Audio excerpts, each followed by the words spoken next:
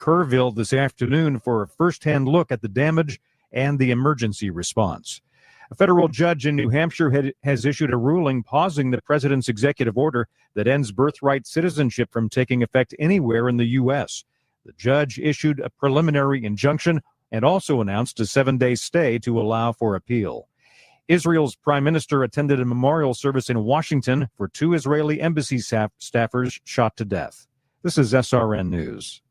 How about this? Some actual good news on the healthcare front, even as costs just keep skyrocketing. So if you're 65 or older, MediShare now offers MediShare 65 Plus. Call them. You can talk to them about this. A lot of people are taking advantage of this now because even if you have Medicare Parts A and B, you know there are out-of-pocket things, deductibles and co-pays that just keep going up. And the whole point is to help you by giving you a low, consistent monthly payment that fills in the gaps. In fact, I can tell you how much MediShare 65 Plus is. For example, it's $99 a month up to age 75. It keeps costs under control. That helps with peace of mind. MediShare is trusted too. It's been around for 30 years, and it's a community of people who help each other. Business owners, retirees, pastors, teachers. People love being part of it. Here's the number you can call now. They are easy to talk to. Call 833-SHARE-55. That's 833-SHARE-55. 833-SHARE-55. Your home for Goodland High School athletics. Fort Hays Tech Northwest Tech Tiger basketball, the Denver Broncos, as well as the Morning Blitz with Ross Volkmer. You're listening to Goodland's Rocket 102.5, KKCI FM, Goodland Colby, an NWKS radio station. Convenience just got an upgrade. Farmers State Bank of Oakley is excited to announce the opening of our brand new ATM along Highway 40, right next to Sonic Drive-In. Whether you're grabbing a snack or on the go, you can quickly access your cash without the detour. It's banking made easy, right where you need it. Farmers State Bank of Oakley, member FDIC.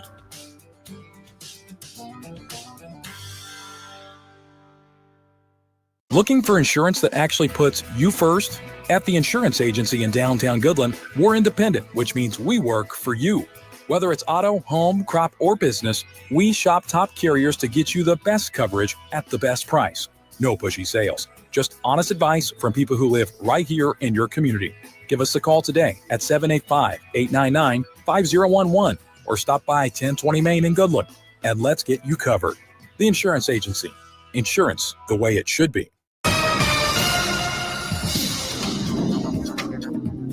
Today we can expect sunny skies, northwest winds at 5 to 15 miles per hour. Highs will warm to around 90. Winds will shift to the east-northeast at 10 to 20 miles per hour later this afternoon. And showers and storms are expected to develop over northeast Colorado this evening and increase across the tri-state area overnight, with lows dropping to around 60. There is a marginal risk of a severe storm or two with strong winds over 60 miles per hour and 1-inch hail. Tomorrow, the trough will move off to the east, ushering in much cooler temperatures. Could see lingering morning rain showers, highs in the low 80s and lows in the upper 50s. Sunday through Tuesday, it dries out and heats up, with daytime temperatures reaching 90 to 95 and lows 60 to 65. Tuesday evening and Wednesday, another trough from the northwest will bring a new round of showers and storms and cooler temperatures, with highs in the 80s and lows around 60 to end the week.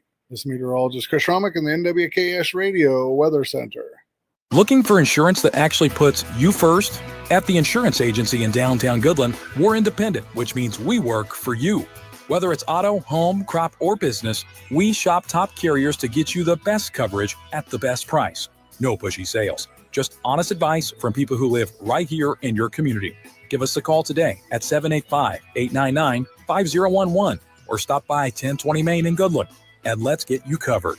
The Insurance Agency. Insurance the way it should be. NWKS Radio's Rock the Block. Play the game, complete the fun challenges, score points to collect entries to win the Rock the Block grand prize package that includes us bringing our NWKS rolling radio trailer to your neighborhood to rock the block by playing music and throwing a party, plus a backyard prize package worth all your neighbors' envy. Guess what? We're also throwing in giveaways throughout the game. So start playing Rock the Block now. Text ROCK to 785-460-0790 for more information.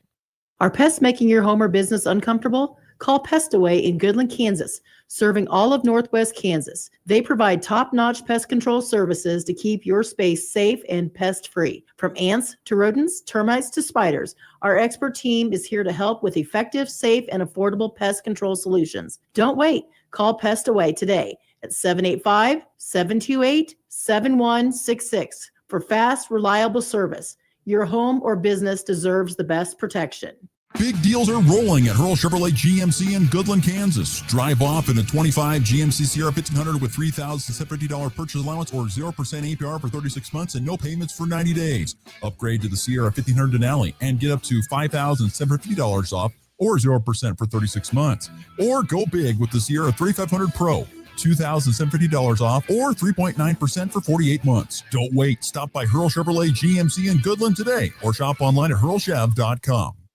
If you're shopping for a banking institution, visit with Equity Bank of Hoxie, Grinnell, and Quinter, Kansas. The Equity Bank is heavily invested in local business and activities contributing in many ways back to their community. Their employees are involved with many organizations and area events. Plus, a lot of experience comes with that staff. You'll find valuable local assistance when you bank at the Equity Bank of Hoxie, Grinnell, Quinter, and other locations in Western Kansas. The Equity Bank, member FDIC. Summer is heating up, and Hoover Lumber Ace Hardware in Goodland and Colby has everything you need to make the most of it. Tame that lawn with top-notch weed and feed from Ultimate Fertilizer, and keep those bugs away with powerful pesticides. Plus, Ego mower, blowers, and trimmers to get that job done fast. Fire up some summer flavor with a Traeger grill or a Blackstone griddle, and if you're building a fence or even fixing a sprinkler, they've got the building materials and supplies to keep your projects moving. Hoover Lumber Ace Hardware, your summer project headquarters. You ready? Ready? 1, 2, 3, 4! It's time for the Morning Blitz with Ross Volkmer. There is a benefit to building a team and keeping it together for the length of time. But that does not happen anymore because of the portal and NIL and money. The High Plains only local sports talk show. That broadcast school has really paid off. Broadcasting live on Rocket 102.5 and streaming on YouTube, Facebook, and X. Who's got it better than that? Nobody! Covering it all from the preps. Lego Thorson in the corner for three. Good! To the pros. The 1-0 pitch. Fermin drives it into left center field. Game over. Freddie Fermin wins the marathon for the Royals. The Blitz is presented by Hurl Chevrolet GMC, Hoover Lumber Ace Hardware, and F&B Bank, along with the Insurance Agency, the Farmer State Bank in Oakley, the Cowboy Corner Express, and Equity Bank of Hoxie, Quinter, and Grinnell. Let's go to work. The 1-1. High fly ball. Center field, tagging Volpe. The catch is made. Here comes Volpe. Here's the throw. Here's the play. He's safe. Yankees win. Here's Bronny around the Baisley screen, step back over flag, and that jumper's wet to start the night. Jackson the inbound. He finds Bouye.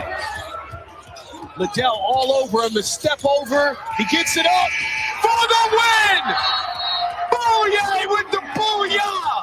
The Bucks win on the buzzer beater. 2 for 4. Soderstrom out into center field. Here comes Brent Rooker. And Soderstrom has won the game for the A's. Another walk-off win here in West Sacramento. Good Friday morning, everybody. We are back and rolling on the Morning Blitz. So glad that you've decided to join us. It's a beautiful Friday here on the High Plains, 65 and sunny to get things rolling. Temperature is going to be in the 90s after a blustery, to put it nicely, Thursday night across the region. Plenty of wind, not a lot of precip, and with, of course, harvest and the dry weather. Kick up a lot of dirt, had some dirt storms and stuff throughout the listening area. Hope everyone is safe and doing well here on this Friday morning. Going to be another toasty one today, but cooler. Yesterday I was thinking about if I had a pool, it'd be great to dip into because it's pretty hot out there mowing the lawn late. And now this weekend going to be a little bit cooler. Temperatures going to get back into the 80s this weekend. Still some chances of storm, really a good chance of storms tonight. Very isolated, but a good chance. And then a little bit more on Saturday, and not much precipitation, honestly, on Sunday. But like I said, 65 most of the sun to get our day going here. Hope you're having a good start to this Friday. We got a big show ahead today. We're going to be visiting with Cole Carmody of GoPowerCat.com, get his reaction and thoughts from Big 12 Football Media Days from the Kansas State perspective, what he saw, heard, what stands out to him. Cole Carmody going to join us coming up in segment 2. Something that just really, I don't know, in segment 3, talk about something that just kind of stood out to me. It caught my eye. It was almost hard to believe. Something that like I said, that Ross was just not prepared to see. Made me smile, also made me laugh a little bit. We'll get to that in segment 3. And then we will get to plenty of things in the walk-off. And then segment 1 here in just a minute, Keisha has decided to change the state basketball tournaments. And I got problems. I got problems with it. So we will get to that here in just a matter of moments. As always, the F&B Bank text line is open at 785-899-2222. Be a part of the program. Get your thoughts. Get your comments in. Be a part of the show. And we'll make it a fun Friday here as we get set for the weekend. But yeah, 785-899-2222 is the F&B Bank text line. You can text the show anytime that you'd like to. Thank you so much for listening or watching on either Rocket 1025 or the Hurl Chevrolet GMC video stream. Okay. Some days, some nights I sit down, I say this all the time, and it's just the truth. Some nights you sit down, particularly in the summertime, and you're like, what are we going to talk about tomorrow? I don't even know what we're going to get to. And, you're just, and sometimes you find yourself scrambling for a guest. People aren't answering their phones. They're not able to get in contact with, or you can't get the person you want. So you're kind of scrambling. Today's just one of those days where everything seemed to fall into place. And thank goodness Keisha sent out an email yesterday informing us that they are going to be changing the state basketball tournament format. And because of how it is going to be changed, I've got plenty to talk about here on this Friday morning. And I think most people listening on this radio station and in these parts will have something to say, or at least something to think about it. Now, I'm not going to sit here and say that I am the state basketball tournament savant. I'm not going to say that. But I am going to say that I have had experience going to the state tournament.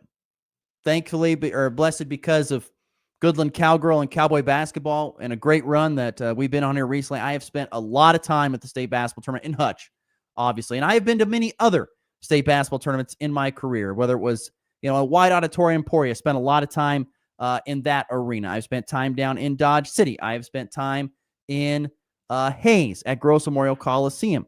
I have spent time at these state tournaments. So I know a little bit about the state tournament and kind of how it operates and what it's like, from beginning to end. I have been there for the very first game of the day. I have stayed until the entire gym was empty and they began practice at Hutch JUCO men's basketball. I remember I was getting packed up after the Cowgirls won a state basketball title a couple years ago.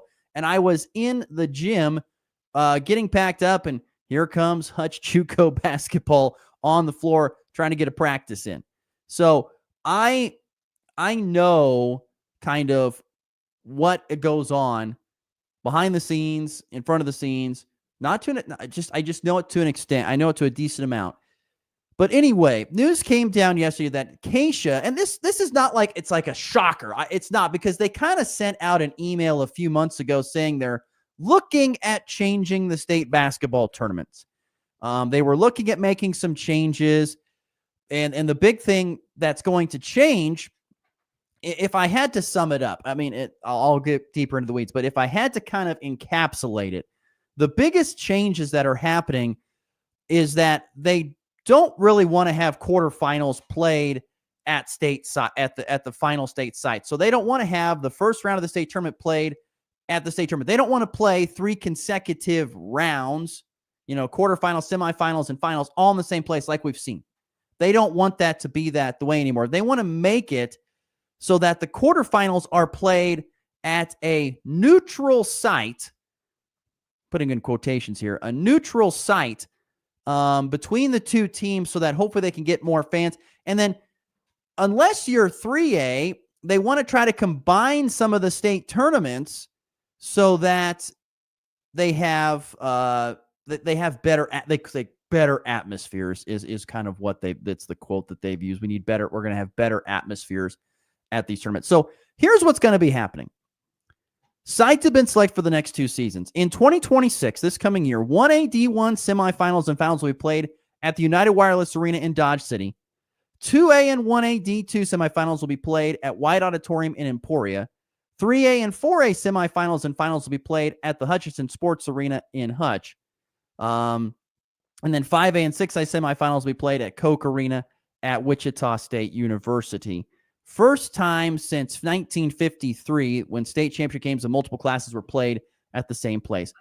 Now, I don't know why they are doing this. My best guess is saving money, and is a way to save money by not having as many sites, and to also, if you have a lack of volunteers, you can kind of pool them up and get them into one spot. I'm guessing that's part of the reason why, if I had to just take a stab at this. First thing that stood out to me about just that opening statement, once again, no, Colby's not going to be hosting a state tournament at least at least for the foreseeable future, not for the next couple of years. They're not going to be hosting anymore. They had a chance at a couple of years. They did it a couple of years in a row. From everything I had heard, I never got a chance to go there and witness it be ran. But everything I've heard, it went pretty darn well, and I think everything was happy about it. But they're not going to do that anymore, and so Colby's not going to be hosting anymore in any sort of fashion. More on that in just a second. And so that's one thing that stood out to me first and foremost. They're not going to have Colby anymore. But the big thing in 2020, and then they're going to be doing quarterfinals. I should say quarterfinals. Actually, let me finish this point here. So then in 2027, so in 2 years from now, they're going to change it up again. And they're going to have divisions of 1A will both be played in Salina at the Tony Pizza Event Center. Both Division 1A semifinals and finals will be there. 2A and 4A will be played at Bramlage Coliseum in 2027. 3A is going to be playing at the Hutchinson Sports Arena. And 5A and 6A will be played at White Auditorium Emporia. So the point, so in 2027, for whatever reason, all of a sudden 3A doesn't get another classification to play with. Or to have games there. Why that is, I don't know. I would love to know what was the complaint that was issued by schools or whatever that automatically said, let's change up what we're doing. Let's make it different. Let's change sites. Let's do all this. What was the complaint? I would love to know what it was. Was it lack of money? Is it this a way to make more money by pooling up the tournaments? Is it lack of television coverage? And that could be a big thing. It honestly could be. They're not getting good enough television coverage. And when you have it across, 6 different sites, it's hard to coordinate all that. I would love to know why people think that this is going to be, that this is better than what they had. I don't know what was wrong with what they had. The only negative that I ever had, and I could see it to an extent, was the fact that, you never got to see any other. If you were following a specific school or team, you never really got to see any other great teams around the state across any other divisions. You didn't, if you were watching, if you were following, for example, Colby girls basketball this past year, making a run to the state tournament, and they did, and hung around for a couple days. If they were watching that game, that's awesome. But you couldn't go watch, for example, another team, let's just say Quinter, for example. You couldn't watch Quinter because they were at a whole nother, site location a few hours away. You couldn't go watch that if you wanted to see how they were going to do. Unlike some state tournaments where it is all in one city and it's all played, and so you can drive around the city to catch these games if you want to. Kansas is not like that. They're still not really fixing it that way. They're making it better, but it's not exactly great, in my opinion. But if there, in starting this discussion out, that part there, I don't quite understand, but whatever. To me, it's not the biggest stink of the issue. To me, the biggest thing that stinks in this state tournament new format is quarterfinal play. So the state tournament begins with the quarterfinal round, which will be hosted at 7 venues in 5 cities. To advance to the semifinals and finals, teams will need to win state quarterfinal round games, which will be played at these arenas: United Wireless Arena in Dodge, Tony's Pizza Event Center in Salina, Mabry Arena in Kansas at Kansas Wesleyan University in Salina, Koch Arena in Wichita, the Garvey Center at Friends University, White Auditorium in Emporia, and for some dumb reason, Kansas City, Kansas Community College Fieldhouse in Kansas City. What is missing from that list? There is not a single arena anywhere near Northwest Kansas, not even close. The closest one is in Dodge City, and that is pretty much 2.5 to 3 hours away for Goodland and Colby. And I'm just using them examples. And you can throw St. Francis, any team in there. There is not an arena close in Northwest Kansas. They have completely left out Northwest Kansas. Why is not Colby's arena there? It's hosted state tournaments. Why can't it be a spot? Why can't Gross Memorial Coliseum be a spot? This makes absolutely no sense and is totally unfair for Northwest Kansas schools because they want it to be, so the quarterfinal games are to be determined by proximity to the higher seed and not class. The 4 highest seeds of the state tournament will be placed as close to home as possible in the 28 quarterfinal games across the state. If the distance from the lower seed is greater than 250 miles from where the game would be played, the game would be played at one of the quarterfinal sites centrally located. State brackets will not be released. So they're trying to make it. Okay, I'm going to go back through just my Rolodex, and I'm just going to use Goodland basketball as an example because I was there. So let's talk about it. So let's go back to when the Goodland Cowgirls made it back in 2021, 22. Going back, first round game was against Southeast of Saline. Okay, I don't know who had the higher seed, but guess what? Let's just say Goodland had the higher seed. Where is the closest arena between these two? It was Southeast of Saline and Goodland. I remember it. So where's the closest arena? Is it Dodge City? Because that's not exactly close for both teams. So then what's the next one? Well, probably Kansas Wesleyan or the Tony Pietz's Event Center. They're both in Salina, and that's just a short trip for Southeast of Saline to go. Goodland still had to go 3 hours to get there. That's not fair. That doesn't make any sense. That doesn't add up.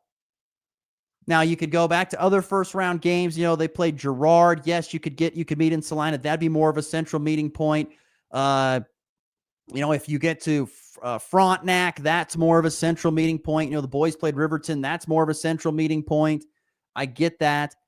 But it really doesn't make sense. It really does not make sense. There's not a single arena that is beneficial for Northwest Kansas schools. The closest one is Dodge City, and the next closest one is Salina. That's not beneficial.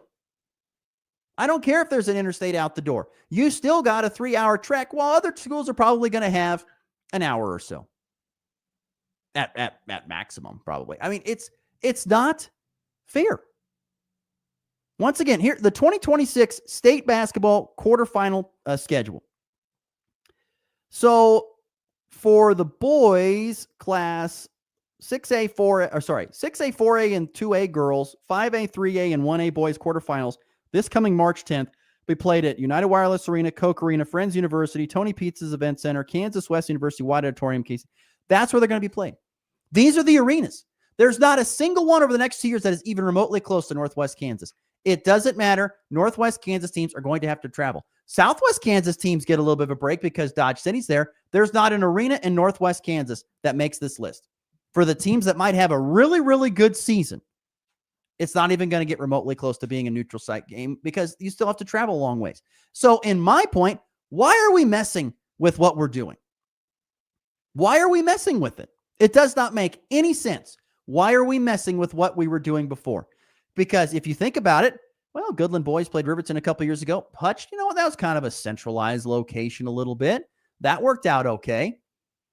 You know, like I just, you know, if you had Cheney and Goodland who played in the quarterfinals last year, or this previous March, those two come together. Where are they meeting in? Salina? Because that's the, you know, it does not make any sense whatsoever. It does not add up. Keith chiming in on the FB Bank text line. He goes, I live in Hayes. Thank you for listening in Hayes, Keith. I really appreciate it. Pretty sure Fort Hays State officials have decided to keep Gross open to their basketball teams to host NCAA tournament games since the ladies' team got good. I understand that.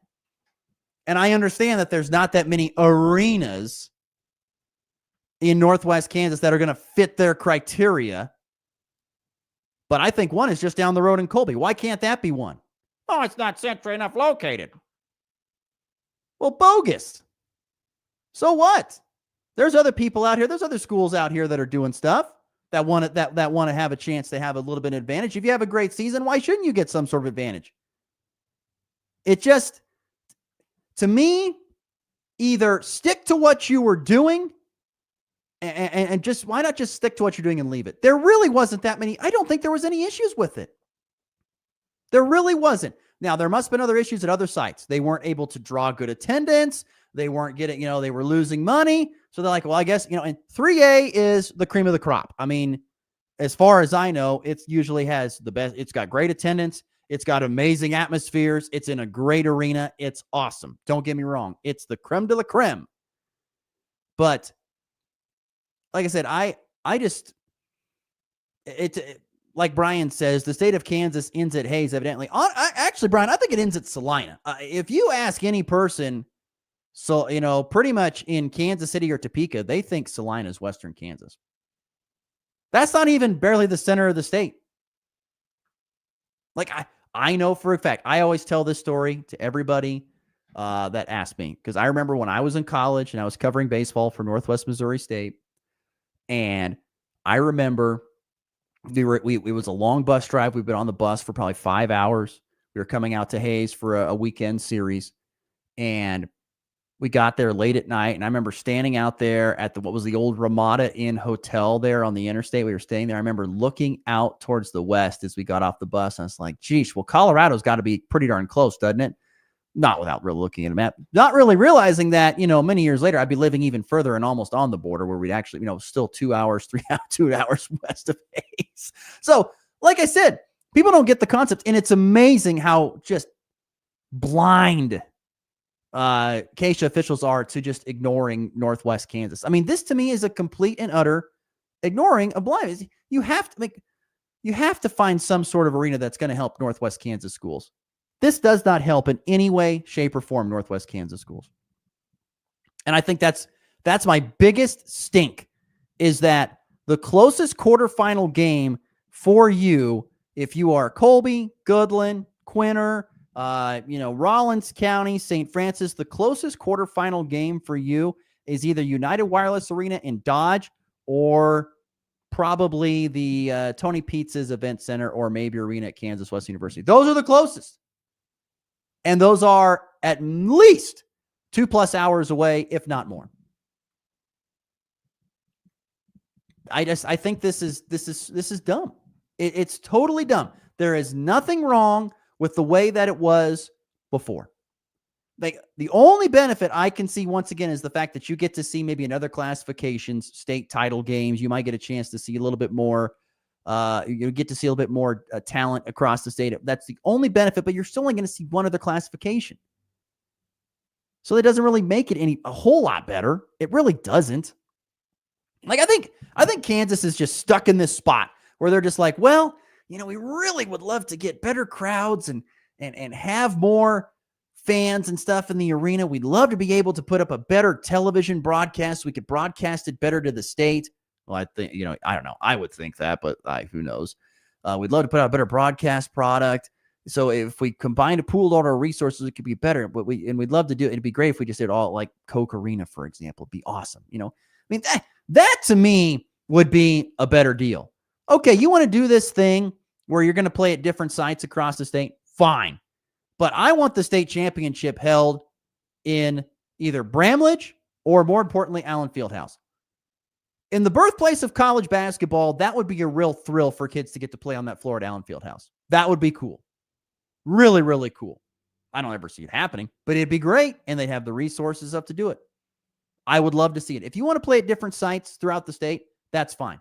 But you've got to have, I think you need to end it at either Bramlage or Allen Fieldhouse. That's where I think it needs to be. But this new format for the state tournament, I think, is completely BS, in my opinion. And it really, really sucks for Western Kansas teams, and particularly Northwest Kansas teams. Dumb, dumb, dumb. All right, we got to get to a break. Cole Carmody is going to be waiting for us patiently on the other end, so he'll be joining us talking some Kansas State football and the Big 12 football media days. His thoughts on that next. You're listening to the Morning Blitz. Where is the best place to go to stream your favorite NWKS radio station? NWKSradio.net. Where should you go to find out what's happening in the area? NWKSradio.net. What's happening with local area sports? NWKSradio.net. Is the weather causing delays or cancellations? NWKSradio.net. Need tickets to the next big NWKS radio event? NWKSradio.net. The place to go to be in the know. NWKSradio.net. It's time for a check of the markets with the Anderson Trade Group on the Kansas Farm and Ranch Radio Network.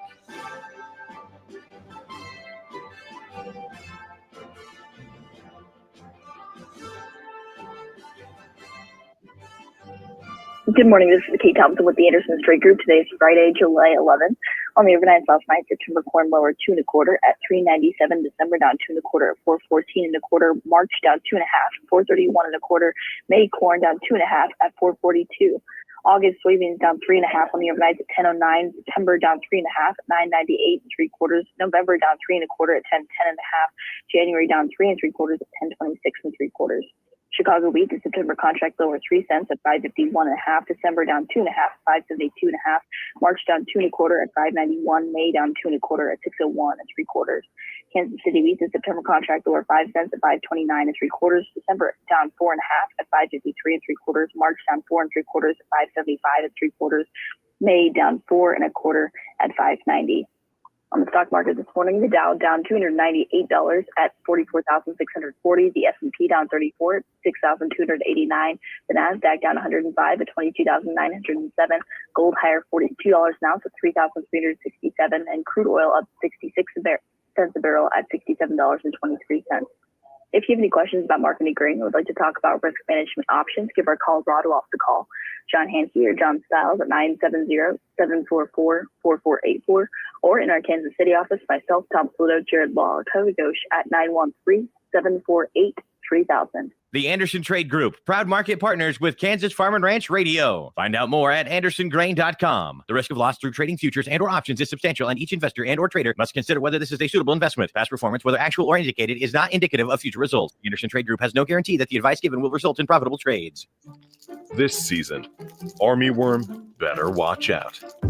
Because your wheat is protected by Lumavia CPL insecticide seed treatment with a unique mode of action that starts at the seed, then moves through the plant to protect it, from roots to shoots, for strong stand establishment and better yield potential.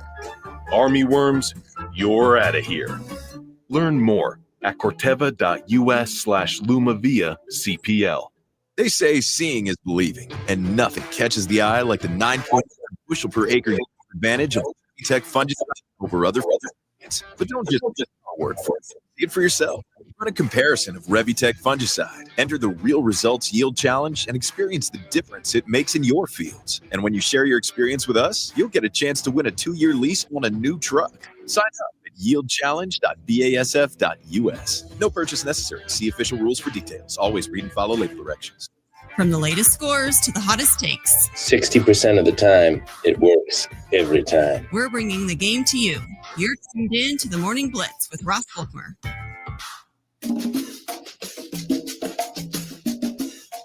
Just some more thoughts on this real quickly before we get to Cole Carmody. My blood pressure is up this morning on this a little bit, so I just got to work through it. But one of the biggest reasons that Keisha says they've made these changes that it aligns with football and soccer formats, creating 4 consecutive title games at one site for more electric championship atmosphere. Look, whatever. This is all about money. It more than likely is. I don't know, but it's about money, and then like the state tournaments are already held kind of in the middle of the state for the most part. At least that's what it's looking. So why do we have to have quarterfinals played at a different site? It does not make much sense. Cole Carmody is waiting very patiently for us on the Hurl Chevrolet GMC video stream. Good morning, buddy. How are we doing today? It's interesting because this is a great topic that you've been talking about. And as someone who works in high school athletics, I saw this go down the pipeline yesterday, and I immediately thought about my friends in Western Kansas. So I understand all of the complaints. Like, can you? I mean, it's almost like as if, Cole, they completely forget that there's people out here. I mean, there's not an arena for the quarterfinals to be played in anywhere west of Salina and Wichita besides Dodge City. There's nowhere out in Northwest Kansas. They're still gonna have to go to Salina. I mean, I was going through some state tournament games that I've been a part of. You're going to be playing in Salina, which for some teams that's maybe an hour, and other teams out here you've got a 3-hour trek. Well, here my initial thought was, okay, if you're going to change the format, then just make the quarterfinal games at the higher seed. Like I didn't understand that at all. I mean, you want to do a Final Four? You want to do a Final Four at the state sites? Wonderful. I think that's awesome. Okay, well, then let's just change the way we do it and have the higher seed host. That would make more sense. You want a better crowd there. That would make more sense. If you're in the Final Four, you get 2 games guaranteed. You get to play in the third place game. But no, let's just go ahead and move it to these random arenas. And if you're in Kansas City, oh yeah, you have to go to KCK Community College. Oh yeah, there's fun. That's a lot of fun. I mean, I tell you, for this being such a great, so they say, basketball state, I mean, they really don't know how to do it up when I think for the state tournaments. They really don't. It blows my mind. Now, I don't want to sit here and complain too much about 3A. I've covered a lot of 3A, and it's really good at Hutch. They do an amazing job. But apparently in other places, it must not be very well attended or good, because that's why they're thinking they have to do this, I would guess. Well, when you have for the 6A state championship game, Olathe North and Shawnee Mission Northwest in Wichita, and the arena is about 35% full for two of the best programs in the entire state. That's a problem. So I understand where they're coming from. Let me ask you this, Cole. I'm glad that you have some opinions on this. This makes me feel so good this morning, so I can get this out. But Cole Carmody, by the way, Go Power Cat, is with us in case you don't know. But wouldn't it just be smarter? I mean, and I know it would take more logistics, it'd take more, but wouldn't it just be smarter to just host the finals in a big time arena and have them run consecutively? Wouldn't it just be smarter? Just like have the girls play on Friday, like start the week earlier, have the girls play all their games on Friday, play them all at, let's just say, Allen Fieldhouse, because it's the birthplace of college basketball, and then the boys play on Saturday, and you can switch that around, each and every year. Wouldn't that just be better? And then you could put together a better television product to broadcast the games. I just think it'd be so much smarter. And it would make more sense, because instead of having to make, you used to have to make 3 trips. If you're going to go watch the quarterfinal game, instead of having to make 3 trips, instead of having to make 2 trips, you just have to make 1 trip. And I think that'd be a lot more doable for folks. I mean, even for me, driving from Kansas City to Wichita 3 times, that's just not feasible. I can do it 2 times, but 3 times in a row, that's not feasible. So I think 1 trip for everybody, you can go. And, it reminds me of the NAIA national tournament that they used to have in Kansas City. Make it to where games start at 10 o'clock in the morning. They run the entire day. You buy a ticket, you get to watch a lot of good basketball. I mean, let me ask you this. Wouldn't it have been cool for you to watch your team that you, of course, support and teach at, and watch Lincoln Cure play in a state title game at the same time? Wouldn't that be cool? I would love that. Awesome. It would be awesome. And I think it would really help for a lot of to change the notion amongst, bigger schools. You have kids from bigger schools that watch the Lincoln Cures of the world and go, oh, so you're telling me that there are good athletes in Midland, Kansas? Oh, okay. That makes a little bit more sense. Like I said, I just think it would be so. I'm from Nebraska, and that's how Nebraska does it. And I just think it's the way to go. You can see it's all held in one site, in one city. You can drive around you can spend a whole week in one city, and you can see all the games, and then you can see the players and stuff you want. It's really a lot of fun, because really if you're following a team, like say you got a kid playing in the 2A tournament, you're not going to get to see that kid in 5A that you'd love to go see. It's just not going to happen. And that's unfortunate. It'd be cool to see it that way, though. We'll see. But I said I am not for this in any way, shape, or form, what Keisha pulled yesterday, because particularly for the Northwest Kansas schools, there's not a single arena anywhere near. So I appreciate Cole being understanding, despite being on the complete opposite end of the state. So, buddy, how are we doing this morning? How have you soaked up all this information from Big 12 football media days? How has it settled inside your stomach? Yeah, this is the first time, I want to say, in 4 years that I actually haven't been at Big 12 Media Days, and I'm not at all. I'm not complaining. Okay. I love going down for Big 12 Media Days, getting a chance to see colleagues and talk to players and coaches. But This year was a little bit different. I think that the vibe at Big 12 Media Days, based off of everything that I gathered and people I talked to, this might have been the most unified that the conference has been in a really long time. And last year it was new because you had all the new schools and nobody really knew how it was going to all play out. And I feel like from everything that I've gathered, this year was one of those things to where the whole conference was rallying together and they're having each other's back because they know, all right, every corner we're going to try and get screwed by the Big Ten and the SEC. So we're in this together. And from what I've gathered, that was the overall mood of the Big 12 Media Days, which I think is a really, really good move for the conference going forward. There's definitely a lot of uniformity when it comes to the playoff. That's for sure. Everyone seems to be on that 5+11, and it looks like that's from everything I've read, that's where they're going to be going in the future is the 5+11, which is what the Big 12. I mean, I've talked with other guests here on the show recently talking about the playoff format. I mean, is it really the best format for the Big 12, the 5+11? Is it really the best? They think it is, but is it really the best? I don't know. I do know that the 4-4 and the 2-2 model, I don't think that is the best. So while I don't necessarily know that the 5-11 is the best model, I don't know if guaranteeing that you are going to get half the spots as the Big Ten and the SEC is the right play. Now, will the Big 12 in a new 16-team playoff ever get more than 2 teams in the conference? That's probably unlikely to happen. But you also have to look at it. If there is a brand that starts to emerge in the Big 12, well, you can go ahead and pencil that team in a 16 playoff practically every year. Well, can occasionally 2 teams pop up that have 9 or 10 win seasons that are then good enough to make the playoff?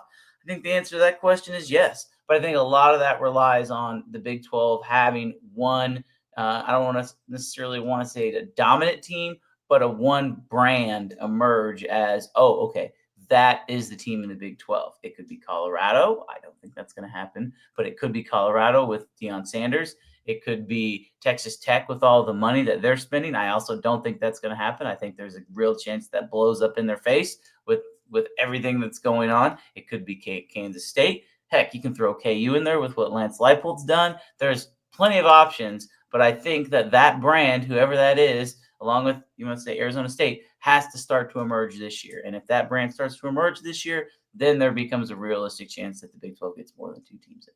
What is more important?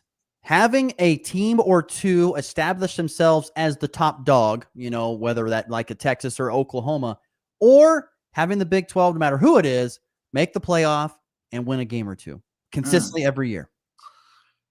It's a good question. I think probably number 2. I think that if you can get a team in the Big 12 or in the 12-team playoff this year, I'm not even saying 2. I think if a Big 12 team wins a game, then it starts to open up the eyes nationally. Because when you go back and you look at the playoff last year, every single team who won their conference lost in that second round, which is pretty wild to think about. And so I think if the Big 12 can kind of change that narrative, okay, you get in and you beat a team, say like an Ohio State or an Oregon or a Michigan, because that's really what we're looking at there. One of those 3 teams, throw Penn State in the mix, one of those 4 teams is probably going to get in, and they're not going to be a conference champion. So if you can beat a team like that on a neutral field, they always talk about, hey, we want to prove it on the field. That's proving it on the field. Arizona State came really dang close last year, and they should have won that game against Texas. I think if they beat Texas, then the narrative has changed a little bit about the Big 12. But because, they were a field goal away from winning that game, we look back and we say, oh, well, they came close, but they didn't get it done. If they get that done, then I think the narrative changes a little bit. If there's a Big 12 team who wins 2 games in the college football playoff, regardless, if they get in as an at-large and then they win that game in the second one, or they get in with the bye, they win that game and then the next one, I think we're going to start to look at, oh, okay, they do play good football in the Big 12, and it's not just about who can pay to get the highest recruiting class. Well, I think it'll just be big about being consistent. I think you're going to have to go there and you're going to have to win, 3 out of 4 years, for example. It's not going to be done overnight, because if you go and you do it once, and then somebody will like, it's just a fluke. They got hot and they got the right seating. And you go out there and you win 3 out of 4 years in the tournament, knocking off the big conference, SEC, Big Ten, then you are going to get that respect that I think you want as a conference. Cole Carmody, our guest here from GoPowerCat.com, joining us on the Hurl Chevrolet GMC video stream. You can see his beautiful face this morning. Kansas State's perspective, just straight on the team. I mean, what really stood out to you from what you learned about the K-State Wildcats and their shot this year? I know what stood out to me, but what stood out to you? I think they're really confident. That's the one thing that I took away from everything. There's a quiet confidence, and I think even the commissioner is confident. Yes, I mean there's a video of him going up to Avery Johnson that says, "In order for the Big 12 to be good, we need K-State to be good." And I think there's some truth to that. But when you got a guy like Avery Johnson, and folks forget that Avery Johnson set the passing touchdowns record last year. He beat Will Howard's record, who had broke it the year before. Avery Johnson threw for 25 touchdowns last year. And I understand that he maybe didn't have as good of a season that maybe a lot of folks thought of, but I still don't think he's getting the respect he deserves, because right now he should be in the same conversation as a Sam Levitt from Arizona State. He should be in the same conversation as a DJ Lagway from Florida, as a Lenore Sellers from South Carolina. And he has star power. And that's also another thing I learned, Ross, is that people are still sleeping on Avery Johnson for some reason. He is going to have a breakout season, and he's going to be one of the major reasons why I think this Kansas State team can win a Big 12 championship. But you're asking me the biggest takeaway, they're confident. They believe that they can win a Big 12 championship. I think a lot of people around the conference also believe that as well. Well, I think they think that if Avery can limit his mistakes that he made down the stretch, I think that's going to be just the biggest thing. And you hope a year of seasoning does that. Mm-hmm. Yeah, and I think that's on the table. I mean, he's gained 17 pounds of muscle, which is just like crazy. I gained 17 pounds and I look like a completely different person, and not in a good way. But Avery Johnson gained 17 pounds and he looks like that he's going to be the next version of Lamar Jackson. So I don't know. But I do know that the Ireland game was also a major topic, which is fascinating within its own right. That seemed to get a lot of traction at Big 12 Media Days. I necessarily wasn't expecting that.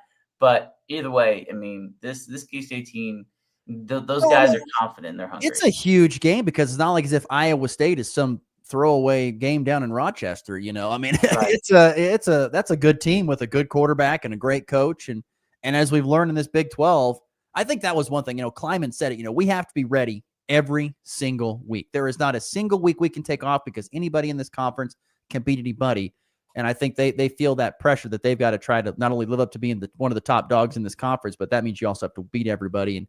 And that can be a very challenging thing. I thought the other thing that stood out to me was Avery Johnson talked about how the weapons have been so much improved. He said he thinks it's some of the best offensive talent they've had at Kansas State in a long time. Mm-hmm. I don't disagree with that. I mean, Dylan Edwards is a game changer. And I don't want to say there's some revisionist history that's been going on with Kansas State, but there's been a lot of folks who have talked about, including the people at Kansas State, who have said, well, Connor Riley had to get DJ Giddens the ball because he was he was the guy. He was the one who was carrying the load every game. If you go think back to the fall, everybody was clamoring for more Dylan Edwards, myself included. You had to get Dylan Edwards involved more. And K-State really didn't do that until the bowl game, obviously, when Giddens had opted out, and we saw the kind of star that Dylan could be in the Rape Bowl. So I think that Dylan Edwards combined with Joe Jackson, who also shined in the Rape Bowl. And then when you look at the receivers that they brought in, I'm still skeptical because I don't know what that group's going to look like. But they do get Jace Brown back. And I don't think folks really realize how productive Jace Brown has been. He has had the best first 2 seasons as a wide receiver at Kansas State since Tyler Lockett. And that is not something to be taken lightly. So he's back for a 3rd tour with the same quarterback. I expect really good things from Jace Brown. And then those guys they brought in, Jerron Tibbs and Jaron Bradley at their wide receiver position, they're only going to help. And when you have a tight end room that literally has 5 guys who can play and will probably end with 5 guys who catch touchdowns, Ross, yeah, there is a lot of weapons on this Kansas State offense. Yeah, that was the thing that stood out to me was that Chris Kleiman brought up Lincoln Cure's name, unsolicited. So it kind of just blows. It still blows my mind that we're Big 12 Football Media Days talking about a kid from our part that we've covered and we love and we hope the best for him. But it still blows my mind. Like, I can't believe he brought up unsolicited. There's tons of other guys, Yeah. and he brings him up, but whatever. One thing that, and we'll get you in a couple more questions here, but I'd want to know, really not a whole lot, I didn't think, was said about the defense. So how does this defense stack up this year, you think, based upon what you've heard and learned? Well, Austin Romaine is the guy who's in the middle, and he's been rated as one of the best middle linebackers in all of college football this year. He didn't bring him to Big 12 Media Days. Chris Kleiman likes to bring his quarterback and his veterans. And so Desmond Purnell, a guy who started for 3 years, is back at K-State. He is the guy who was down there. Cody Stufflebean from McPherson, Kansas, the guy who returns for his 6th year. Taylor Potier, offensive guard for his 7th season, also from Kansas. So they brought a lot of Kansans. They brought a lot of older guys. They didn't bring Austin Romaine. But the one thing that I took away from this is that the secondary, if there's any questions at all on this defense, it's going to be in the secondary, because they brought in a lot of really good players, but that's because they lost a lot of really good players. Marquise Siegel, Jacob Parrish, both went to the NFL draft and were selected. And so not only are you replacing your top corner, you're replacing your best safety. Hopefully, the hope is for Casey that VJ Payne can kind of step up and be that guy. He was clocked in at running over 23 miles an hour in the offseason. That's ridiculous. That's crazy. For a safety, he's got big-time speed. They're counting on him to kind of be the bell cow back there. But really, to me, the question marks are the cornerback positions. They're going to be really young. They've brought in some guys. We'll see how it goes. But if there's one area of concern, it is the secondary, because I'm not worried about the defensive line, and I'm dang sure not worried about the linebackers. Well, we luckily have just 6 more weeks to talk about that kind of stuff. I mean, it'll be here before we know it, although it probably can't get here fast enough if we're being completely honest. But Cole Carmody of GoPowerCat.com. Cole, thank you so much for hopping on the show, my friend. Appreciate it. Have a great Friday. And you got any baseball this weekend with your crew? I've got 2 games left, and then I'm going to the Royals on Sunday. The Royals are hot. I had to wear my Royals hat if you're watching this on the there screen. you go. A little hot. Yep. I'm all in, Ross. I'm all in. All right, buddy. Well, you have a great weekend, all right? And we'll catch up soon. All right, sounds good. Thank you. Once again, great stuff there from Cole Carmody joining us here on the Morning Blitz. Great stuff from him here this morning, talking some Kansas State football. All right, we got to get to a break. We'll come back. Something that caught me off guard yesterday that made me laugh and smirk a little bit. We'll get to that next here on the Morning Blitz. Summer is heating up, and Hoover Lumber Ace Hardware in Goodland and Colby has everything you need to make the most of it. Tame that lawn with top-notch weed and feed from Ultimate Fertilizer, and keep those bugs away with powerful pesticides. Plus, Ego mower blowers and trimmers to get that job done fast. Fire up some summer flavor with a Traeger grill or a Blackstone griddle, and if you're building a fence or even fixing a sprinkler, they've got the building materials and supplies to keep your projects moving. Hoover Lumber Ace Hardware, your summer project headquarters. Big deals are rolling at Hurl Chevrolet GMC in Goodland, Kansas. Drive off in a 25 GMC Sierra 1500 with $3,750 purchase allowance or 0% APR for 36 months and no payments for 90 days. Upgrade to the Sierra 1500 Denali and get up to $5,750 off or 0% for 36 months. Or go big with the Sierra 3500 Pro. $2,750 off or 3.9% for 48 months. Don't wait. Stop by Hurl Chevrolet GMC in Goodland today or shop online at hurlchev.com. At FNB Bank, we know family comes first. Whether you're opening a savings account for your kids, buying a new home, or planning for the future, we're here to help every step of the way. With personalized service and flexible options, we make banking easy for your growing family. FNB Bank, serving families, strengthening communities. Member FDIC, Equal Housing Lender. Start your day with a blitz of sports news, analysis, and interviews. Sounds like a pretty damn good deal to me. This is the Morning Blitz with Ross Volkmer.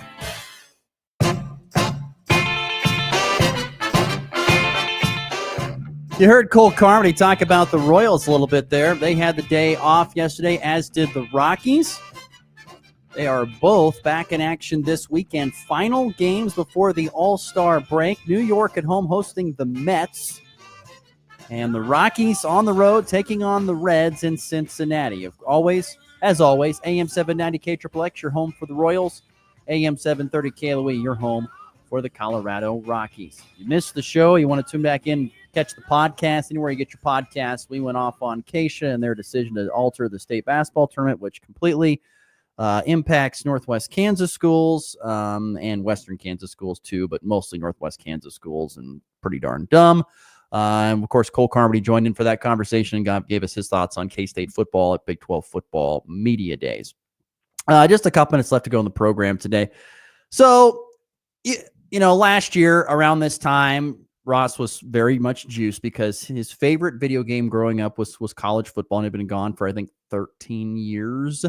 Anyway, it came back last year, and it was great, and it's back. And it just here yesterday, it was officially released on July the 10th, the 2026 edition. And anyway, so there's been a lot of promotion about the game, and that's awesome. It's great. It's a great fun game, but I was scrolling through, and all of a sudden our good friends at On3, Riley Gates and his crew at On3, did the top freshman in EA Sports College Football 26 graphic, and looking through there at number 9 is Lincoln Cure.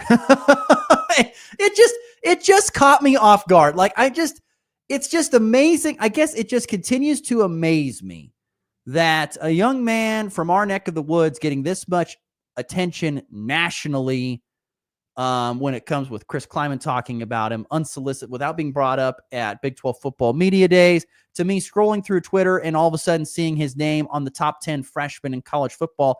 He's ahead of Bryce Underwood, the quarterback at Michigan, which is just nuts. He's an 81 overall, by the way.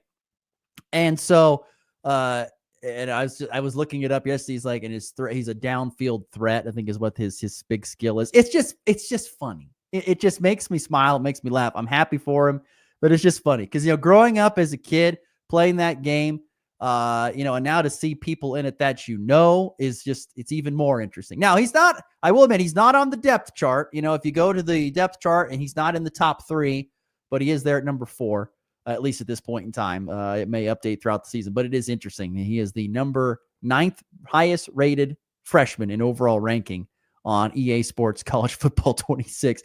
And because I had to have some fun, I had to look up what brother Leighton was, who is actually on the depth chart. I think he's number 3 on the depth chart for KU. He's actually a 70.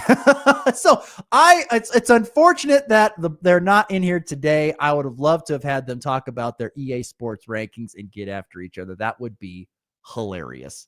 We'll have to do that over the Christmas break, I guess, because to me, that just, it makes me laugh. There's a lot of people that, especially when it comes to Madden, a lot of guys in the pros, always are like, oh, I'm faster than that. I'm slower than that. It would be hilarious to have those two have a conversation about that. And my guess is they've been so busy they haven't had a chance to visit about it yet, but that would just be funny. But yeah, to see Lincoln Cure, one of the top 10 highest rated freshmen in the game, and Leighton Cure being in there 11 points behind, although I think they're pretty equal, I would say, for the most part. Minus maybe an error or two, but yeah, it's like I said, it's just so interesting. It caught me off guard, and it just made me smile. But once again, pretty darn cool to see people that I know personally in the game. The Lincoln Cure, Cure brothers are in the game, as they like to say in EA Sports. All right, we are at the end of the show.